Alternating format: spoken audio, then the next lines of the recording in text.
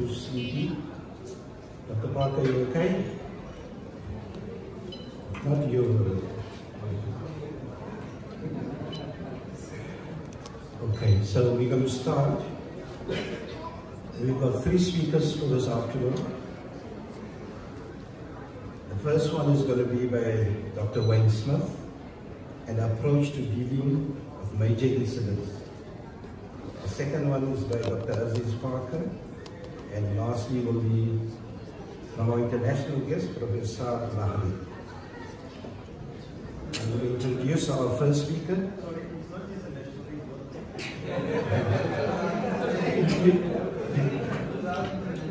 He's a local speaker with an international standing. Okay, we're going to Dr. Wayne Smith. He obtained his BSc and MUCH degree at UCT, and he did an emergency medicine course at the University of Nevada. Where is that from? In Italy. Thank you. He's the head of disaster medicine, Western Cape Department of Health and Wellness, Division of Emergency Medicine, University of Cape Town.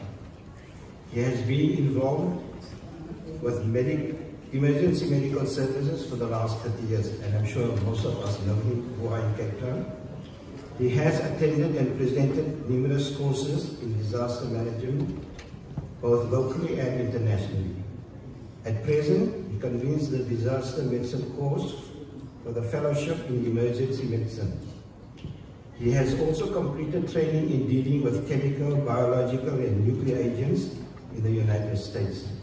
He holds a master's degree in disaster medicine, having completed a dissertation in medical modeling from mass gathering. He was the medical lead for FIFA 2010 World Cup, tasked with all the medical planning for the event in the Western Cape. Did you get a chance to watch some soccer? He is registered as a specialist in emergency medicine with the Health Professional Council of South Africa. His primary interest is in aviation medicine and disaster medicine. He is involved with both undergraduate and postgrad medical teaching. He is actively involved in teaching of postgraduate students who are specializing in emergency medicine at UCT and University of Stellenbosch. So we can see we've got quite a capable person to deal with this topic. Over to you, Doctor.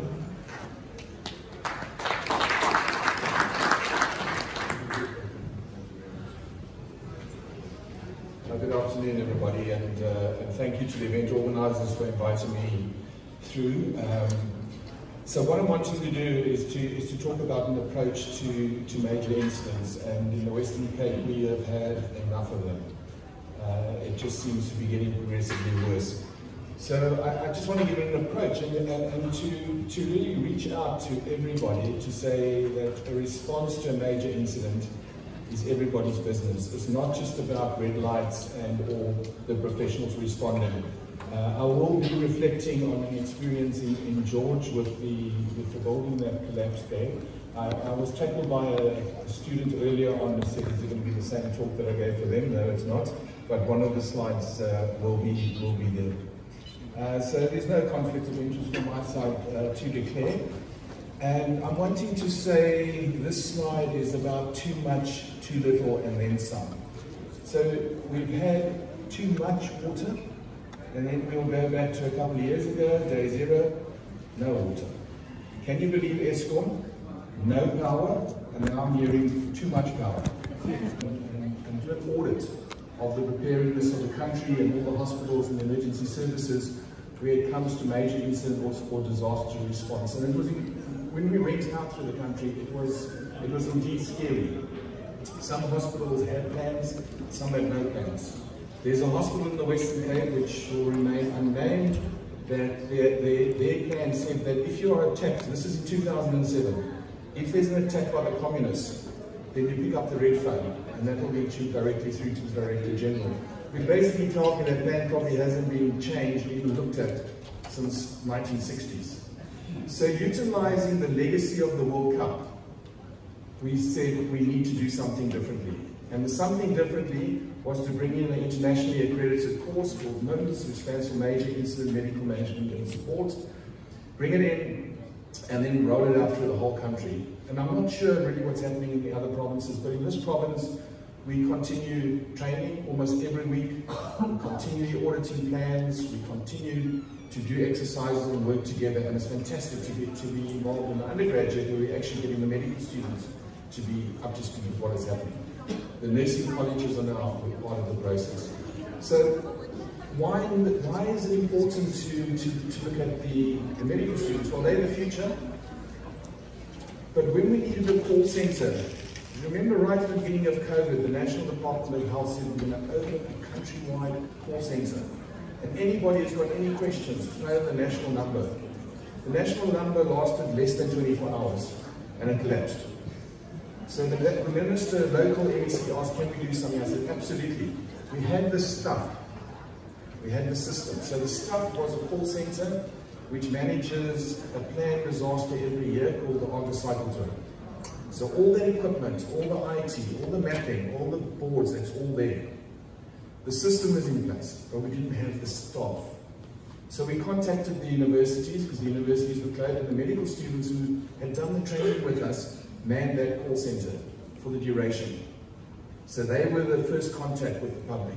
So that is where, with COVID, the system stayed the same, the stuff and the staff changed, and we needed to concentrate on the medical students, and they helped us tremendously in that space. So what is MIMS about? Very simply, MIMS is saying, forget for a second about getting into the patient. You need to put the system in place which starts off with command and control. So now I'm talking about a major incident. Something that's happened, by definition a major incident, there's just too much happening, there's too many patients, and we don't have enough resources. So if we talk about in our ECs, which is common in our areas, a patient has been shot arriving at an EC and you can see arterial bleeds, we immediately go to resuscitate the patient, get up to IVs and do the necessary. What this is saying is the scenario where suddenly there's 10, 20 persons arriving shot, plus the shooters are also now in the EC. This is not the time now to get to the patient care. You need to put through the system. And right in the beginning there's command and control. And that's what I'm going to be talking about in a little bit more detail later on. Then there's safety. The safety and I keep talking about safety, but yet I make mistakes where I rushed into an incident about 2 years ago, cash in transit. And the first thing I saw was one of the guards had been shot. He had the bulletproof vest and it was riddled under, and the scrotum was swelling, and everything, he was pale, he was shocked. And my phone kept ringing. This is 70 meters from my home. My phone kept ringing, and I put my hand in, and I was getting irritated, and I saw it was my wife. So now I'm even more irritated. Now the phone is full of blood, my pants are full of blood, and I'm just trying to save a life. And a little bit later on, the phone rings again, and sure as heck, it's my wife yet again. And when I eventually answered, I said, "Are you crazy? What are you phoning around busy on a scene like this?"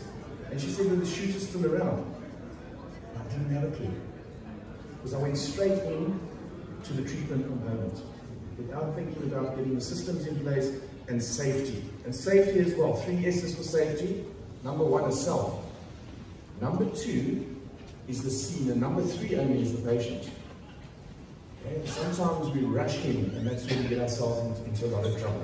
So I'm just going to concentrate on command and control now, and we're going to talk about some case studies. So the command and control starts off with, because we've got lots of this type of natural making us reach in this country currently. We started with gold, which is your strategic. What needs to be done? Silver is how do we do it? And bronze is we do it. So during COVID, we met every single morning at 7 o'clock, and we met every single evening at 7 o'clock, and we managed what we call 12-hour objectives, where the head of health, the MEC, and the top management of the health department need to find out what needs to be done. So we were getting direction from the national department, we were getting information from the WHO. Remember those crazy periods of quarantine and no sandals and no rotisserie chicken from Woolworths? We went through those periods. So what needed to be done? But this communication is from bottom to top, because we're hearing from the hospitals and what's needing to be done. We're running short of oxygen. Then we need to develop strategies on how do we manage that. How do we manage that shortage of oxygen? And there was one Saturday morning where we almost ran out of oxygen completely. The Gold Command need to engage with AFROX at a national level. We need to bring vehicles down from Port Elizabeth, and we need to escort them down and get into our facilities so that we can carry on with our high oxygen demands. So that's how we manage COVID. Looking at the slide, and I realized I've been in this business for too long. This was kind of a long time ago. But we had a complete flooding in 2013 of Vergelegen Mediclinic, and we needed to evacuate the whole hospital. And again, command and control needed to be put in place. What needed to be done? You don't want to evacuate a hospital willy-nilly. As a matter of fact, the latest literature is suggesting you do more harm if you totally evacuate a hospital. You should rather look at horizontal evacuation into safe areas. But in this case, we needed to evacuate the whole hospital. I don't know if anybody remembers this. I must say it's easier to work within the state sector than the private sector, because we triage the patients, we realize which patients we thought needed to go first.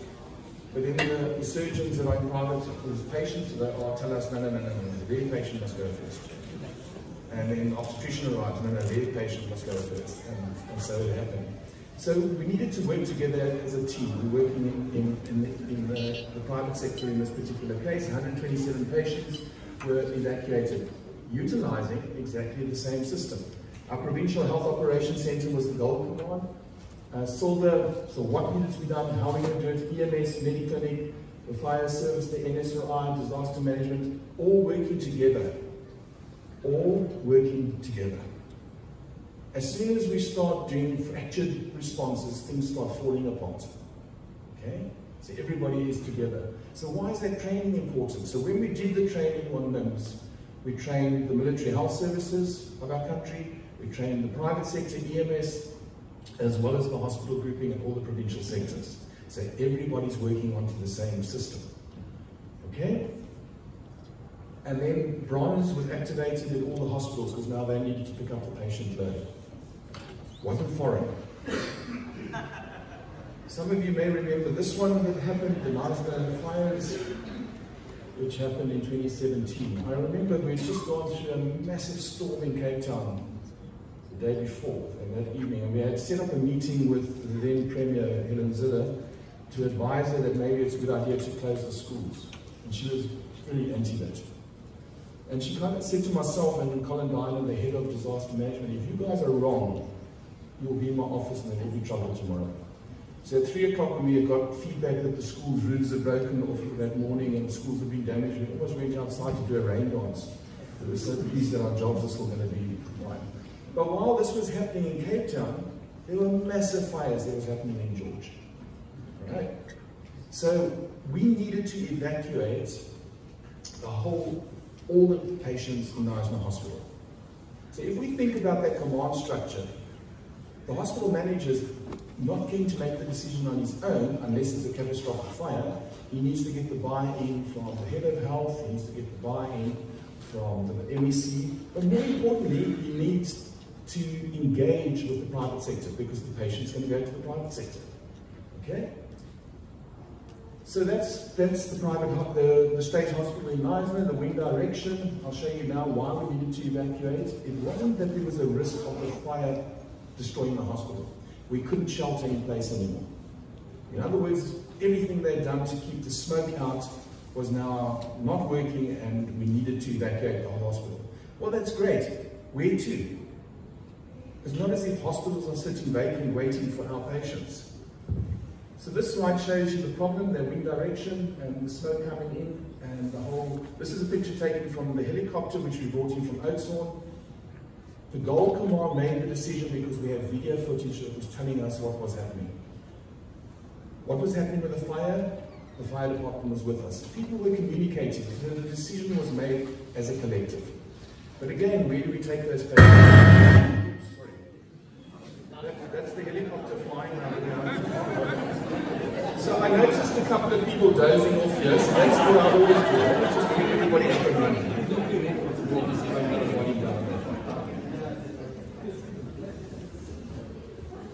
try it again without destroying eardrums.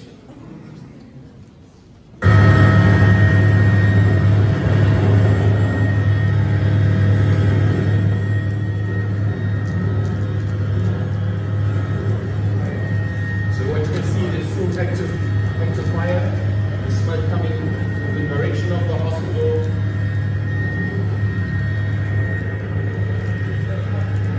Early decisions to make the evacuation because the main road runs past the hospital, the M2, so we don't want the road to be compromised.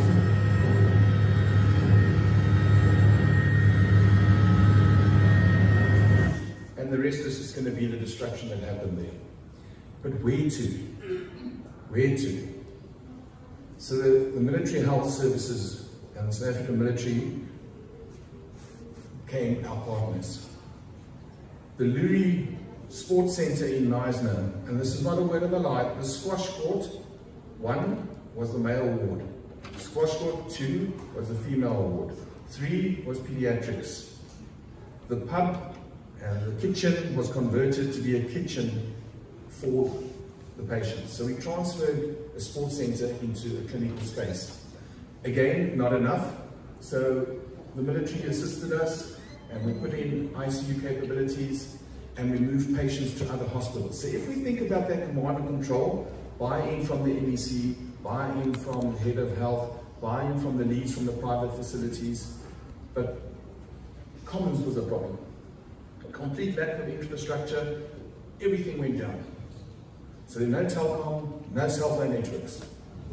The outage we had 2 months ago in Central Karoo, the first thing that failed was the cellular network. So my advice to you is don't rely on WhatsApp as your command structure.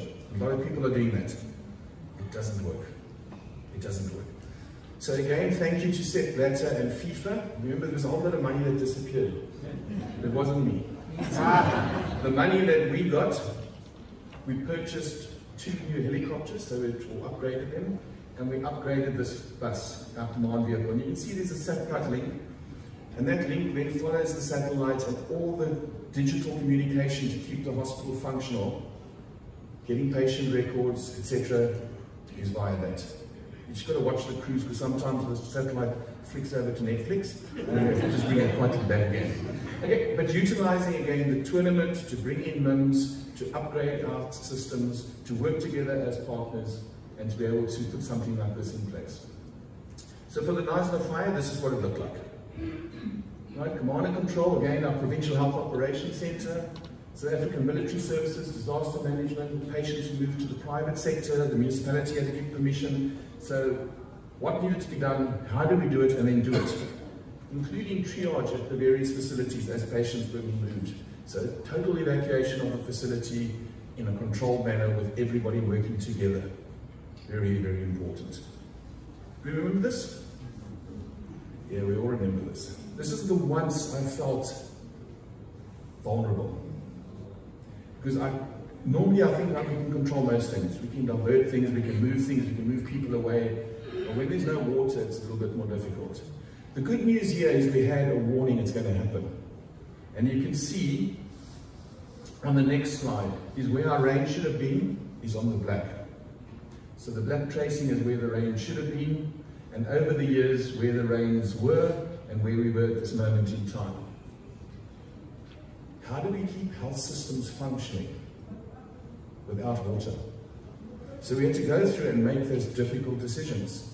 Which services are going to get the priority? So you can't allow pharmacy to make that decision for one facility and not for the second facility. So again, the gold command is what needs to be done. Silver is how do we do it? And I got in fairly early because I knew that there will be no construction allowed, so construction was stopped. And who's got the biggest tankers is the construction. The Martins at East and all those people. So they were ready to run water to our facilities, but we needed to know where to get the water from. So part of CS-CAP that I showed you earlier on has got the component called triage. And you'll see how we triage the province in the next 2 slides or so. Okay, so remember this is what Theobatus Kloof Dam should look like and how it deteriorated. And eventually they had to dredge out here, that's the pipeline running to Cape Town. and there was only this water left. So with limited funding, we had to make decisions on what we're going to do and how we're going to do it. So we looked at what private does, the convenience of Nando's and Burger King. So we developed a drive-through concept. You drive through, you collect your water. Pedestrians come through, collect the water. But where do we get the water from? Expensive. We have to go in for boreholes and reverse osmosis plants. Okay? So the only way we can do that, again, based on LIMS principles, was to triage. But this time I wasn't triaging patients, we were triaging the problems. So the GI hydrologists were telling us where the underground water is, and where the surface water is, and who should be fine for a while, and where it is critical. So with limited funding, we concentrate on the areas in red, with the boreholes done. And the areas that are in green, not. So again, not an individual making a decision. You can see that's coming through as a common theme. We're pulling in the experts and they're working together in this space. The city promised that if we could get close to their main supply lines, we could divert water that was in their pipes. So we got an outlet layer of that. As you can see, this is quite old, this talks about Euston, but immediately I could see New Somerset Hospital was a risk. There was no main pipelines coming through, and we couldn't see boreholes because it would pull high saline water through. So we needed to make sure that all the tankers I could get from the construction industry, their milk runs went to Somerset Hospital. All right? And then luckily the heavens opened and it started raining again. However, we meet on a regular basis with the services, and there's a potential we're going to go down that route again of not having enough water. That there may be another severe drought coming. We'd never believe it from what we've responded to in the last month or so. And again, nothing different. Gold command, silver command, green command. Oh. And I remember meeting with the pharmacists. I remember meeting with Aspen, with the big construction companies. I needed to know, can we still get medication? With Western Province Blood Transfusion Service, I needed them to stay functional. I need to know, ask them to move their tank closer to the road so we could use our tankers to fill, so we could keep the system. So it is so much broader than just looking at the hospital and the individual patients. I need to think, what keeps the system going, and bring in the key role players to assist us. The colleague from UCT with Stellenbosch University, where are you, that asked Mother to do the talk on the George incident? He's not here. So I had the misfortune to respond to this incident earlier this year. And did we do things any differently? No. Exactly the same. I'm going to show you how we applied the same principles: gold, silver, bronze, CS cap, command and control, the safety issues, all the way through. So this is the actual site of the Gold Command Center in George. If you look at those role players that are in there, it's not just only about health. South African Police Services, because it is a crime scene. Department of Health and Wellness, but all the private hospitals in and around that area, forensic pathology services, EMS, social development, correctional services, Department of Employment, Labour, Home Affairs, George Municipality. Okay? So that was where what needs to be done at a strategic level was being done. This is a picture of the actual site before we got down the various levels. So the top site that you see here is actually the roof of the building. It doesn't really do it justice here, but that concrete blocks were at about a 30-degree angle. So you can see, if you look carefully, you'll see there's a whole lot of hydraulic stays and stuff we have to put in place to prevent this whole slab from sliding and entrapping our staff. Remember, there's 3 S's of safety. Okay? Incredibly difficult. So on the first 2 days that we were there, we could hear people under the rubble. We could hear voices. There is nothing as soul-destroying as knowing there's people under there and it's going to take you days to get to them. Go to the hotel that night and we drive past, just in this corner over here, municipal area, which is gardening in the front, and all the loved ones waiting for words. And you come the next day, and this area here is where we heard voices. And then those voices, there's only one voice moaning. You don't hear anybody else. That's day 2, day 3. Day 4, day 5, the politicians arrive. I don't know where the pressure is more. Is it with the politicians or... Okay. But I must give credit to the politicians at the national level as well as the provincial level. When they engaged with me on the site, they asked me, what do you want us to do? And I said, you don't thank the staff, please. And you thank all the volunteers that are supporting our staff. Because we couldn't do this on our own. Okay? So the goal I showed you, Silver Command, that's where it is. Bronze Command, these holes here is where we got patients out of. These are the survivors that we got them out of in the early phases. Now each of those is a Bronze Command. That Bronze Command talking to Silver, Silver talking to the municipality. Okay? What was the other sad indictment on this incident or social media? So while we're on scene, we've been criticized as to why we're not doing A, B, and C. Why aren't we bringing in teams from other provinces? Why, oh why, oh why? Okay? Then it goes out that some hero has amputated a patient's arm underneath the rubble. So someone challenged him and said, that's unlikely to have happened. And to which this political person says, if you don't believe me, I've got the video footage to show you. So someone from George has been sending video footage of an amputation. Okay? Difficult environment to work in. But we stuck to gold, silver, bronze. So who did I need to be thanked? When I arrived on that scene, there were 4 general practitioners working in George. They were, other than George Hospital, they were the doctors that were preparing to assist on that scene. And they came across to me and they said, they're here to help, this is how they work their schedule out. Then there was a surgeon from Bloemfontein, who's part of the rescue team, came across and said, if you want help, this is where you are. Then a doctor from Gift the Givers. And suddenly that medical planning was taking place. But it's not just the people that got the needles. Here's a doctor that believed giving vitamin B is a great idea. Well, she went and gave everybody vitamin B injections. It's fine. It's fine. Okay. This is the Lions with the MEC. This was pharmacy. So everything that we needed, we just needed to ask. We broke a piece of our rescue equipment. The equipment comes in from Holland. We used to work through the concrete and it was broken. And they said to us, somebody said, just show us what it looks like. And he disappeared to some engineering company, came with the product, and it was fixed. What do you need while you're working in the rubble? After day 4, day 5, the smell is now the problem. Okay, so Vicks and all the type of things, the dust in our eyes, the difficulty to breathe because of the dust that you've inhaled. And suddenly the pharmacists just started piling up here. Okay, no dispensing license, we took what we needed. Right? But to me, after doing this for a very long time, top right.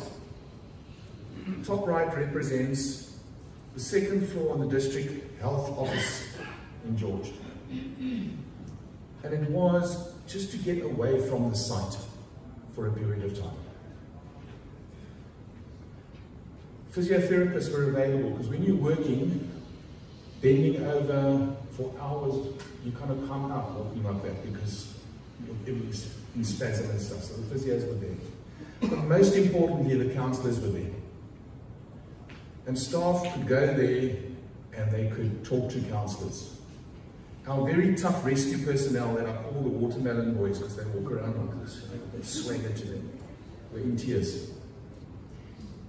We were all in tears because of the desperation of hearing voices that slowly but surely disappear. When we pulled Gabriel out and got him into the back of an ambulance, we had political role players jumping into the back of the ambulance. I got phoned by the CEO of George Hospital saying Gabriel's about to be discharged. The media said we must let them know when that happens. So I said, please go and ask Gabriel what Gabriel wants. And Gabriel said he didn't want the media. So Gabriel went, and then came the pressure from, why didn't you let us know? Because we're thinking about a patient. So of the staff, stuff and systems, we came back to Cape Town, and we all kept quiet. We all were hurting in our own particular way. And then we had a debrief with these guys, the watermelon guys. And there was one or two that said, I'm not sure I need to be here, I don't really need this. There was a counselor, and then we started talking. And we started crying. And it yet again reinforces you lead by showing vulnerability. You lead by showing vulnerability. So if you're in your practice somewhere and you're busy with the resus and it's your third or fourth of the day, but the staff nurse that's there, that's her first one, or your receptionist has never seen this before, don't just go on to the next patient. Show vulnerability and lead with that vulnerability. To me, is one of the critical lessons I've learned from George. The 3 S's, stuff, staff and systems. The systems stayed the same. The equipment I spoke about, the heavy duty equipment we need to bring. The stressors were different. And one of my colleagues in this debriefing, and I have checked with him, he doesn't mind me sharing it, because I'm not sharing a name or anything. But he really broke down. And when we were really trying to find out what the problem was, why it was almost over what the rest of us were. And he said to us, he's got family in Gaza. And what we experienced there in George was one building. One building. With every single rescue technician, skilled technician, all the equipment that we needed. And we were able to do our job without being fired upon. So my heart goes out to the countries, what is happening in Russia, in Ukraine, Gaza, and all over the world. The world has gone mad. And when he said that, for all of us, we just kind of kept quiet for a period of time. And I'm sure everybody thought the way I thought. The difficulty of hearing those voices and knowing I can't do anything for him. Now you're listening to a suburb's voices or a town's voices. But the people that make these terrible decisions to do these atrocities don't think like that. They don't think like that. And I'm hoping the politicians that were with us in George came with the humility that is needed to assist. So my lessons learned is that my glasses now with age, I have to lift them up to see you. Please, 3 S's, stuff, staff, and systems. The systems and the systems is about cell phones. My cell phone is my biggest tool that makes me work at what I can do. If I need something from the military, Ria sitting at the back there knows. When he runs out of diesel, we phone. When we're running out of water, we phone each other and we're talking. At the end of the day, the patients are our patients. Collectively, it's not a private facility, patients or a state sector or a military. We can help each other. We need to think of CSCAT, command and control, safety, communication, and all the way through to our patient care. Understand the hazard, but understand the vulnerability. Most importantly, it's about the relationships we have on a daily basis and the way we operate together on a daily basis that just gets escalated up when these major incidents happen. You can't be foreign and you don't understand how the other person works. One of the things in George, we had people with flight suits on, but I don't know how they kept their arms up because they had so many badges. Rescue Advanced 12, 13, 14, dog 1, 2, 3, 4, 1. And one of the rescue guys said, are you going to be here tomorrow because you look young enough that you maybe have to go back to school? We didn't know who they were. But there was this outpouring of wanting to be there, wanting to help, which adds at times to the risk. But probably the most important for me, I've learned more than anything else now, is about the staff and to lead by showing vulnerability. During COVID, we met all those periods of time, and we were losing colleagues and we were losing friends. And one of the meetings, the HOD said, we're not going to have this as a clinical meeting. We're going to have it as a reflection. And we thought, okay, that's fine, we can relax. And then he said, Wayne, you were here from the beginning. will you just open with your reflections? And I'll open my reflections, which ended up being explaining to my colleagues how I was crying on Sunday morning, watching a funeral of a colleague. And my daughter came and said, "Dad, the reason you're crying like this," I couldn't understand it, it's a little bit out of proportion, was because of the pressures of COVID. And the HOD then switched his camera off, because he had his camera on. And when he came back, you could see he was crying. And because he's the HOD doesn't mean the tear ducts have dried up. So I'm asking you all, as the amount of incidents increase, as the world's madness increase, as we need to respond together, for those who may want to be part of this process, be it institutions, whatever, I'm happy to be involved. We'll do some training, whatever we can do. But please remember, the person responding with you is our greatest asset, and we need to look after them. Thank you very much indeed.